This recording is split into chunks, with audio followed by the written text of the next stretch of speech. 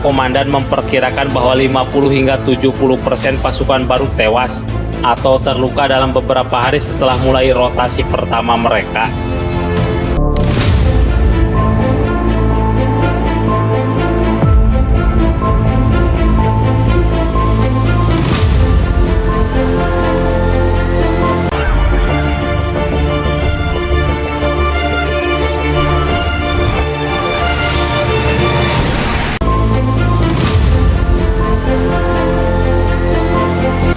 Ukraina terus mengalami kemunduran menghadapi tentara Rusia.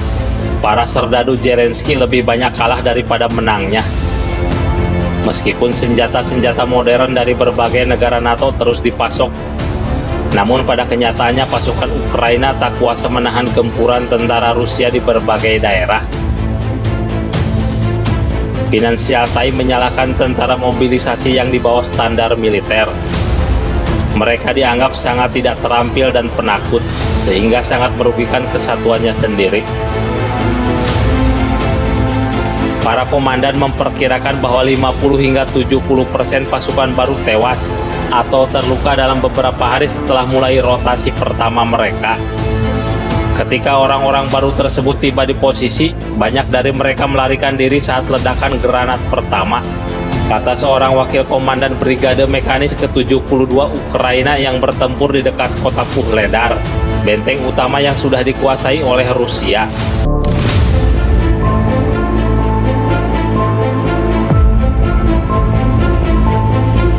Seorang pejabat militer Ukraina menyebutkan bahwa tiap bulan Ukraina telah merekrut sebanyak 30.000 pasukan mobilisasi sejak Mei lalu, sehingga diperkirakan saat ini setidaknya ada 150.000 pasukan tambahan untuk Kiev. Namun banyaknya pasukan tersebut ternyata tidak membuat banyak kemajuan. Menurut analis dan sejumlah komandan di lapangan, pasukan rekrutan baru tersebut tak punya motivasi untuk berperang membela tanah air. Mereka tidak siap secara psikologis dan fisik. Akibatnya mereka kalah dan tewas di garis depan. Angkanya sangat mengkhawatirkan, ujar seorang perwira.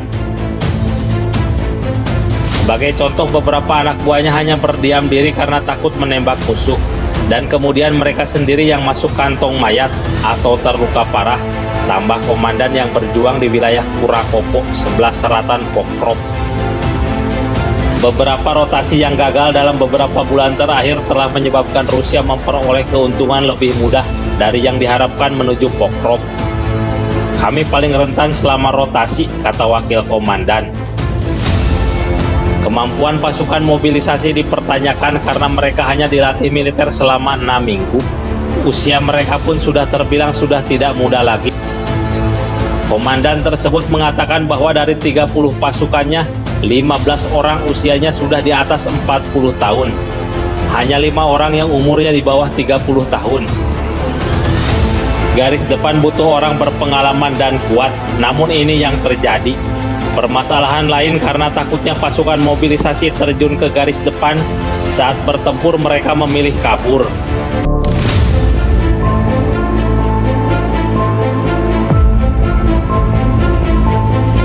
Seterana menyebutkan masalah desersi setelah ada proyek mobilisasi pada Mei 2024 semakin meluas. Media Ukraina ini menyebutkan berdasarkan data resmi pemerintah, sebanyak 1.577 prajurit dihukum karena meninggalkan unit mereka secara tidak sah sejak 2023 lalu. Namun diyakini bahwa data tersebut hanyalah fenomena gunung es, sebenarnya jauh lebih besar. Anggota parlemen Ukraina Ruslan Gorbenko menyebutkan bahwa 80.000 pasukan Ukraina telah meninggalkan tugasnya.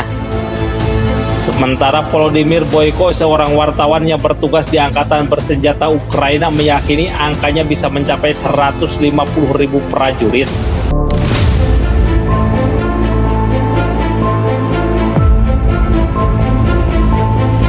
Pada paruh pertama 2024, Deutsche Welle menulis bahwa sebanyak 30.000 pasukan Ukraina meninggalkan tugas tanpa izin. Bahkan mereka berhasil meninggalkan Ukraina melalui oknum-oknum yang bisa menyeberangkan warga dari Ukraina ke negara tetangga seperti Rumania dan Polandia. Sejak mulai berlakunya undang-undang mobilisasi, jumlahnya membeludak. Sejak Mei, jumlahnya bertambah. Dari pihak negara yang dituju tidak akan diperiksa dan dipermasalahkan, kecuali mereka sendiri yang mengaku. Setidaknya di Rumania tidak ada yang mau memeriksanya, kata oknum pengangkut tersebut.